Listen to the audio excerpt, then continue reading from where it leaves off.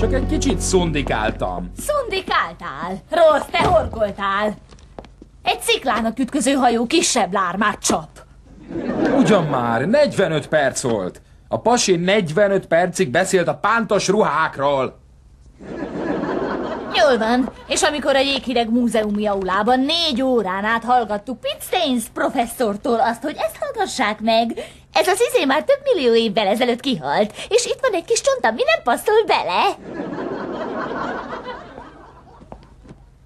Először is Piten professzor. Másodszor abból a kis csontból tudtuk meg, hogy bár volt szárnya a dinónak, mégsem repült. Oké, tudod, hogy én mit hallottam? Bla bla bla, bla bla bla bla, bla bla bla bla bla. Tudod, mi van? Több millió embert érdekelt egy olyan film, ami a dinókról szólt. Vajon hányan nézték volna meg, ha az lett volna a címe, hogy Jurassic Combiné? Hát ez már sok. Nem, néhány megvadult szegény zsinór elfoglal egy szigetet!